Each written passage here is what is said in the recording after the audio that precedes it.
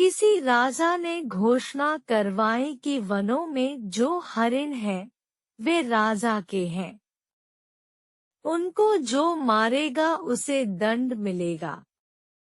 एक बालक जो धीर और वीर था, बाण चलाने में भी निपुण था तथा वनों में पशु पक्षियों का वध करता था, उसका नाम था रॉबिन हुड।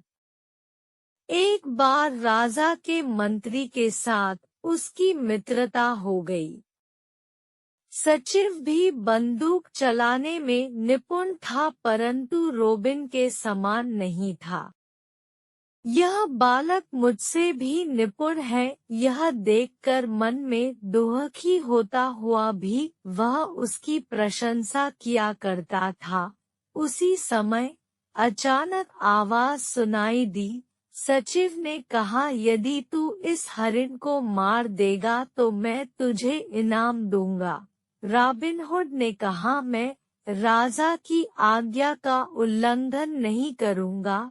सचिव ने कहा, मैं किसी से भी कुछ नहीं कहूंगा, राजा मेरे वश में है। रॉबिन को उस पर विश्वास हो गया और उसने शीघ्र ही बाण चलाया, हरिण को मार दिया। सचिव ने कहा, हरिण का वध करने के कारण तुम्हें दंड भोगना पड़ेगा। इस प्रकार उन दोनों में झगड़ा हो गया। रॉबिन धनुष चढ़ाकर गरजने लगा। सचिव डर के मारे भाग गया।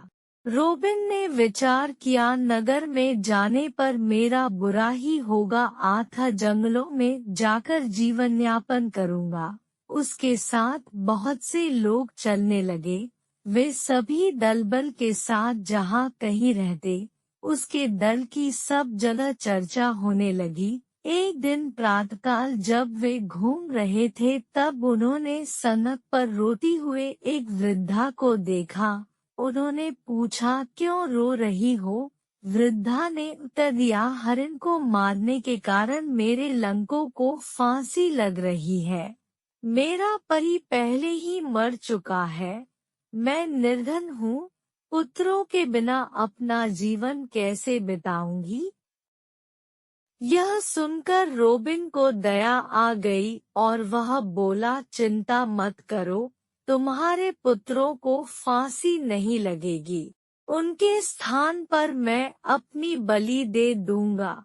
वृद्धा प्रसन्न होती हुई अपने घर लौट गई। रॉबिन ने शीघ्र ही अपने सहयोगियों को बुलाया और कहा, सभी फांसी घर के पास तैयार रहो। जब मैं बिगुल बजाऊं तब सभी निकलकर हमला कर देना। रॉबिन सड़क की ओर चल पड़ा। वहां उसने एक भिक्षुक को देखा। भिक्षुक को देखकर रॉबिन ने कहा, अपने वस्त्र उतार कर मुझे दो, मेरे वस्त्र तुम पहनो। उन दोनों ने अपने वस्त्र बदल लिए। भिक्षुक नए वस्त्र पहनकर प्रसन्न हो गया। भिक्षुक का वेश धारण करके रॉबिन चल पड़ा। रास्ते में सचिव आ रहा था। भिक्षुक ने सचिव को देखकर उससे भिक्षा मांगी। घोड़े से उतरकर भिक्षुक को घृणापूर्वक देखकर सचिव ने कहा, क्या चाहते हो? मैं प्रातःकाल से ही उस आदमी को ढूंढ रहा हूँ जो फांसी लगाने का कार्य कर सके। क्या तू यह कार्य कर सकता है? भिक्षुक ने कहा, क्यों नहीं करूँगा। सचिव ने प्रसन्न होते हुए कहा, मेरे साथ चल। वह भिक्षुक को फांसी घर की ओर ले गया। रॉबिन ने जब उस फांसी घर में उस वृद्धा के पुत्रों की और लोगों की भीड़ देखी तो उसे आश्चर्य हुआ। सचिव ने कहा, अरे भिक्षुक, जल्दी करो, समय बीत रहा है। भिक्षुक ने कहा, क्या मृत्युदंड से पहले ईश्वर की प्रार्थना नहीं करते हो? क्या यहाँ कोई उपदेशक भी नहीं है? नहीं, प्रार्थना तो करनी ही चाहिए। मैं उपदेशक को बुलाता हूँ। भिक्षुक ने शीघ्र ही बिगुल बजाया। धनुष लेकर रोबिन के सभी सहयोगी चारों ओर फैल गए। अत्याचारी उस सचिव को भयभीत देखकर सभी हंसने लगे। रोबिन ने वृद्धा के पुत्रों को बंधक मुक्त करके कहा, सुखपूर्वक अपने घर जाओ। रोबिन सचिव को खींचकर फांसी घर के पास ले जाकर कहने लगा, अब मैं तुम्हारा वध करूंगा। सचिव ने बार बार प्रणाम करते हुए कहा, हे अनाथों के नाथ, मुझे छोड़ो। रोबिन ने कहा, यदि तेरा राजा भविष्य में हरिणों के मारने पर फांसी की सजा नहीं देगा तो मैं तुझे बंधन मुक्त करता हूँ। सचिव ने कहा, हाँ ऐसा ही होगा। वह रोबिन के पैरों में गिर पड़ा। रोबिन अपने लोगों के साथ फिर जंगल में चला गया। लोगों ने अत्याचारी राजा को सिंहासन से उतार दिया और अमात्य को भी उस स्थान पर सुयोग्य प्रजाहित चिंतक राजा का वरण किया। रोबिन ने उसी तरह अपना जंगली जीवन बिताया। जंगल में भी न्यायप्रिय राजा की कीर्ति फैल गई। एक बार रोबिन शिकार खेलने गया। उसने देखा कि एक सुंदर युवक घोड़े पर बैठकर आ रहा है।